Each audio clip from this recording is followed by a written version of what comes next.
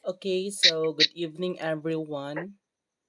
So we are now meeting for today's evening because we are assigned to do a certain task regarding the social philosophies.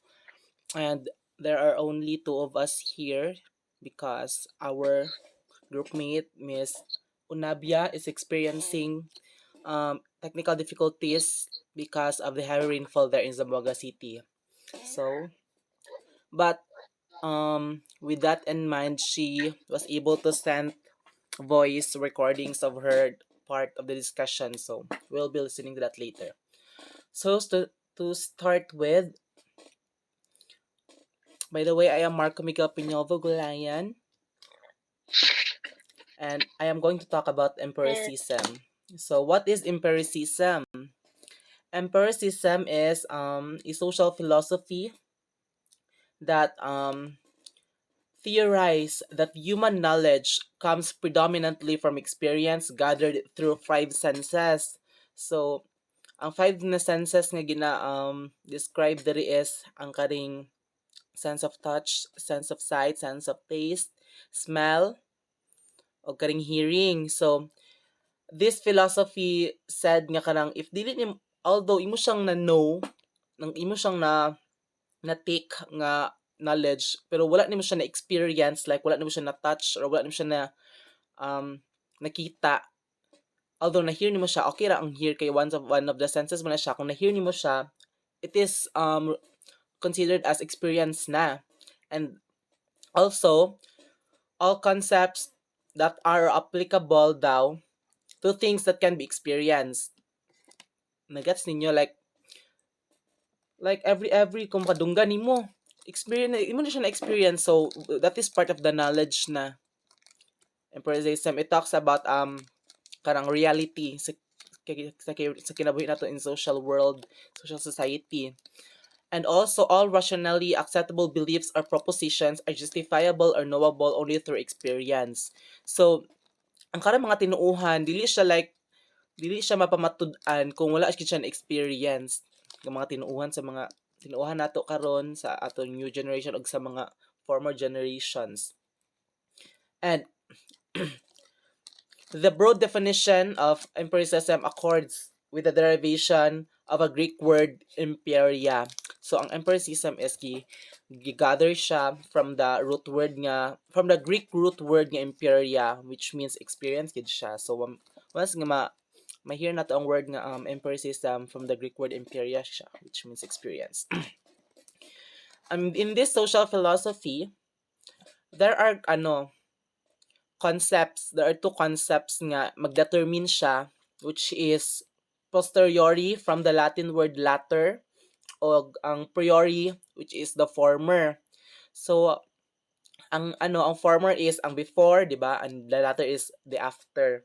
So if they can apply it independently of experience, beliefs or propositions are said to be posteriori if they are knowable only on the basis of experience, and a priori if they are knowable independently of experience.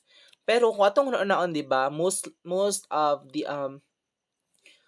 ng empiricism kay karig yung sa posteriori, di ba, ang latter after, kay di ba ang experience kay after magina siya. So kari siya.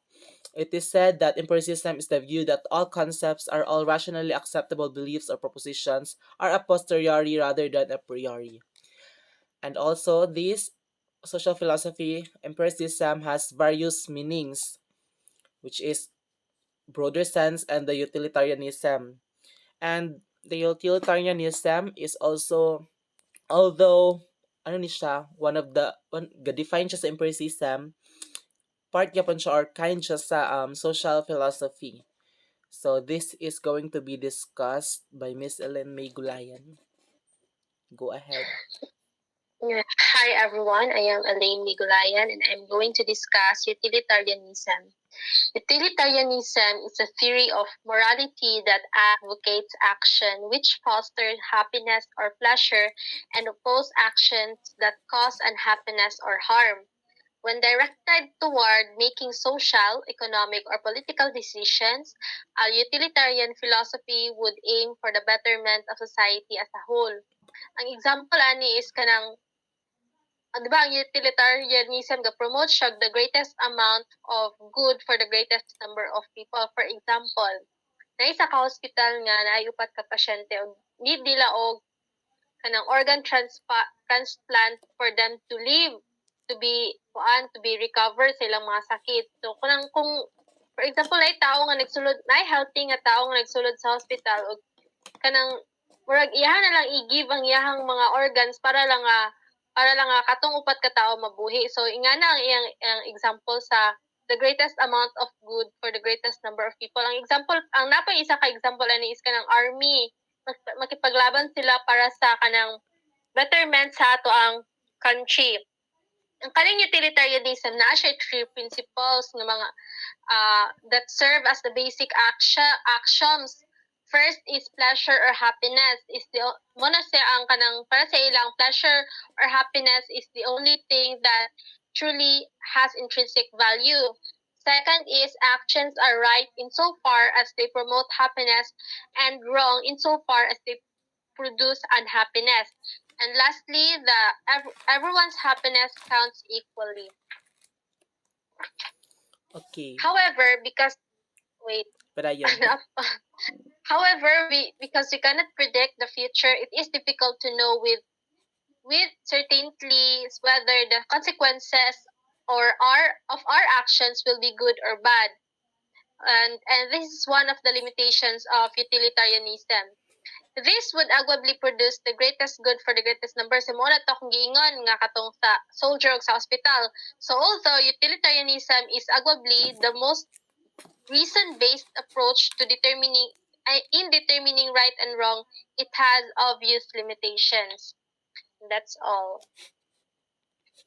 Okay, so as what I've said earlier, ang part ni Miss Onabia is through voice message, so we will be listening. Deconstructionism philosophy. This philosophy was made by Theodore Burkhard Vermeulen. He is an American educator and educational philosopher. He was defined also as a philosopher and visionary educator who developed the social reconstructionism. In reaction to the realities of World War II, Theodore Bramil conceived the potential for human annihilation through technology and human cruelty, or the capacity to create a beneficent society using technology and human compassion. As Theodore Bramil devotes his efforts to employing schools as liaisons for social change, he ended up creating tons of beneficial creations. Then, with those writings, its main objective is to present a brief synopsis of Theodore Bamil's educational philosophy and his relevance to education. Bramil also promotes that schools should be a driving force for social and political change. Also, he founded the educational philosophy of social reconstructionism, in which it was emphasized there the addressing of social question and the quest to create a better society and worldwide democracy. Reconstructionist educator are those teachers that involve students in discussions of moral dilemmas to understand the implication of one's action. Bramild also outlined the distinctive features of social reconstructionism, and its sole objective is that he believed that education had the responsibility to mold human beings into a cohesive and compassionate society. In Bramil's philosophical perspective is that the child, school, and education would be conditioned by social and cultural forces. The role of the teacher is to educate his or her student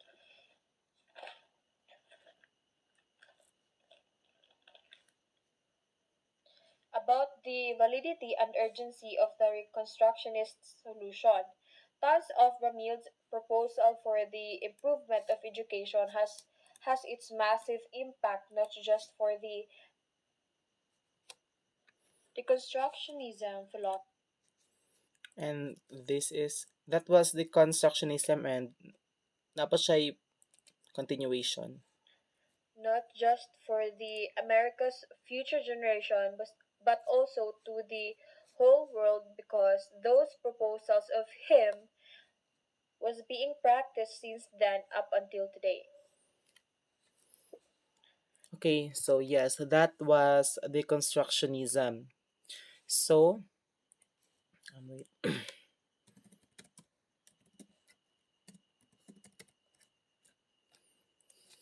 So according to her, deconstructionism is a theory, 'di ba? One of the social philosophy nga of literary criticism that questions traditional assumptions about certainty.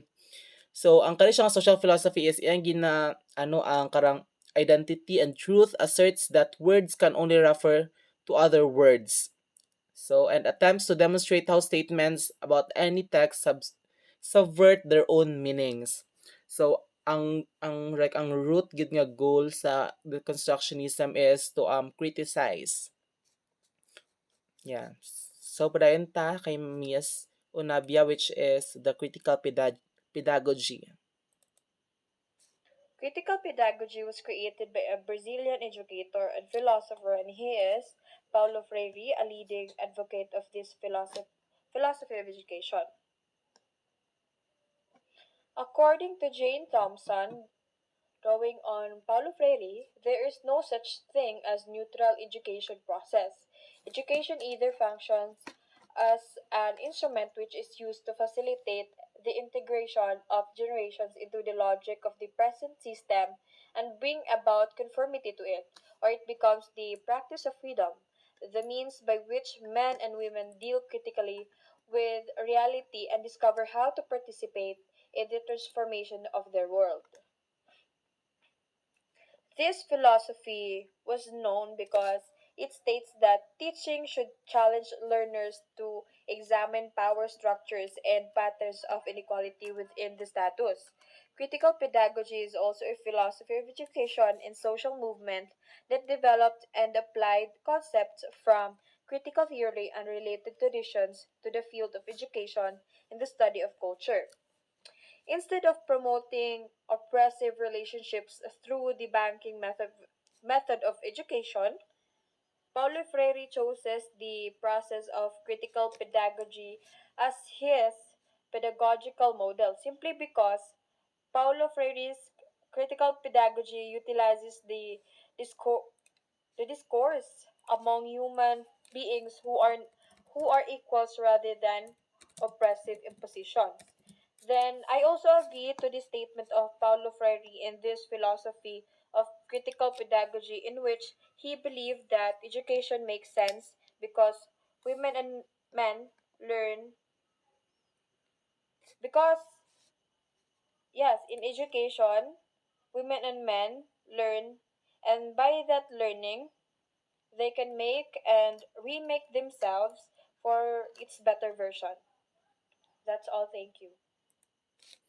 Okay, so that was critical pedagogy. So again, critical pedagogy is a social philosophy which was founded or invented by by an educator. So social philosophy siya, at the same time teaching philosophy siya, wherein gina-invite niya ang mga educators to encourage students to critique structures of power and oppression. So karang like ginaano niya ba gina push nila ang education nga educate ang mga students to be to fight for their freedom.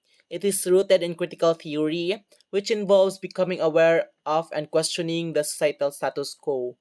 So as what Miss Onabia said earlier, kanang challenge niya ang mga youngsters without to become a better version of themselves rather than being imprisoned by the ignorance kato to fight for their freedom. So the last is pragmatism, which will be discussed to us again by Miss Ellen May Gulayan. Go ahead. Okay, pragmatism, a philosophical movement that includes those who claim that an ideology or a proposition is true if it works satisfactorily. The meaning of proposition is to be found in the practical consequences of accepting it and that unpractical ideas are to be rejected. A pragmatist can consider something to be true without needing to confirm that it is universally true. For example, if humans commonly perceive the ocean is beautiful, then the ocean is beautiful. Pragmatism offers as a way to evaluate our beliefs and find truths in a practical manner. This make it of more worth than others epistemological philosophy, which are often concerned more with knowledge or the of idea of knowledge. Pragmatism provides us with a way to truth through evaluation of beliefs and ideas. An night tree principle ang pragmatism. First is an emphasis on actionable knowledge. Second is recognition of the interconnectedness between experience, knowing, and acting. And third is a view of inquiry as an experimental process. The definition of pragmatist is realistic who looks at things logically and takes the logical approach. A realist who is neither an optimist nor a pessimist who examines situations is an example of someone who is pragmatist. That's all.